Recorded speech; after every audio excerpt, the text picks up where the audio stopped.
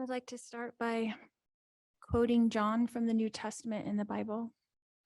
In John chapter 8, verse 7, Jesus says, "He that is without sin among you, let him first cast a stone at her." Then in verse 15, Jesus says, "Ye judge after the flesh, I judge no man.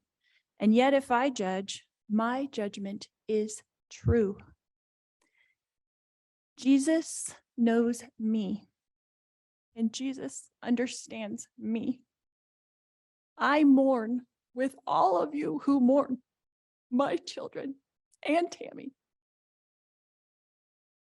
Jesus Christ knows the truth of what happened here. Jesus Christ knows that no one was murdered in this case. Accidental deaths happen. Suicides happen. Fatal side effects from medications happen. I have a different perspective in life because in 2002, when I was pregnant with Tylee, I died in the hospital while in labor with her. They tried to stop my labor. They put me on the table and they put something in my IV, and I felt my spirit falling to the floor. I was standing near my pregnant body, watching the doctors try to revive me, which took them a few minutes. In that time, my sister Stacy was standing to my left. I turned to hug her and was surprised that her spirit was as tangible as a physical body, because I knew I was in spirit and she was in spirit. She said she needed to show me some things, and we went to heaven. I later returned to my body. Because of this experience, I have access to heaven and the spirit world. Since then, I have had many communications from people now living in heaven, including my children, Tylee Ashlyn and Joshua Jackson, my sisters, Stacy and Lolly, my aunts and my uncles, and my grandparents. I have had many communications with Jesus Christ, the Savior of this world, and our heavenly parents. I've had many angelic visitors have come and communicated with me and even manifested themselves to me. Because of these communications, I know for a fact that my children are happy and busy in the spirit world. Because of my communications with my friend Tammy Daybell, I know that she is also very happy and extremely busy. I have always mourned the loss of my loved ones, and I have lost many in this mortal world. However, I know them more than most people. I know where they are now and what they're doing. I know how wonderful heaven is, and I'm homesick for it every single day. I know we all lived in heaven before we were born on earth, and we were all adult spirits in the heavenly realm. We chose to come to earth as mortals. Heaven is more wonderful than you can possibly imagine. I do not fear death, but I look forward to it. I did not want to return to my body when I was out of it. Even though my son Colby, who I adored more than anything, was only 6 years old at the time, and I was about to give birth to this new baby girl that I wanted so badly. I was a young mother, and you would think I wouldn't want to leave my children, but as I stood in heaven, I did not want to go back. I thought they would be fine without me because I was peaceful and I was happy and I was home. But then I was told by Jesus that I needed to go back and complete things that I had covenanted or promised to do before I was born.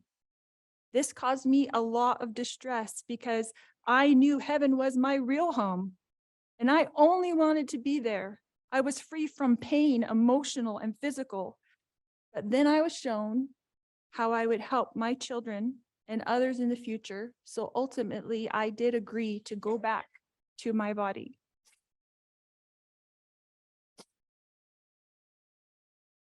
Tylee has visited me.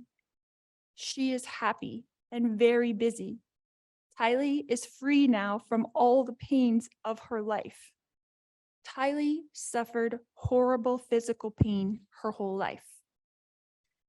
I sat with Tylee in the hospital year after year after year while she screamed in pain when the morphine wasn't even enough to take away the pain of her pancreatitis. I sat there while she cried and I held back her hair while she threw up. And I am the only person on this earth who knows how much Tylee suffered in her life. She had pain every single day. She never felt good. Her body did not work right. And I don't know if that was from complications from me dying while she was being born or something else, but she had a very difficult life. She was sexually abused by her own biological father since she was 3 years old, and she was forced by family court to go visit him for 10 years against her will. I fought for her in court. I protected her. I tried to protect her with my whole life. I tried to protect her. I worried about her every single day. Tylee had to get her GED because she couldn't go to school every day because she never felt good. She felt sick. Nobody knows this because Tylee, like myself, tries to put on a good front, tries to be a happy person, tries to have hope in life, tries to know that she's here for a purpose and that she has an eternal purpose to be on this earth. But I never stopped worrying about her. One of the times that Tylee came to me as a spirit after she died, she commanded me and she said to me, "Stop worrying, Mom. We are fine." She knows how I worry and how I miss her. The first time JJ visited me after he passed away, he put his arm around me and he said to me, "You didn't do anything wrong, Mom. I love you. And I know you loved me every minute of my life." JJ, Joshua Jackson, was an adult spirit. And he was very, very tall when he put his arm around me. He is busy. He is engaged. He has jobs that he does there. And he is happy where he is. His life was short, but JJ's life was meaningful. JJ was a wonderful person and touched the lives of everyone. And I adored him every minute of his life. My eternal friend, Tammy Daybell, has visited me on several occasions. She came to bring me peace and comfort, and I know that she is extremely busy helping her family, especially her children and grandchildren, and I have a great love for Tammy.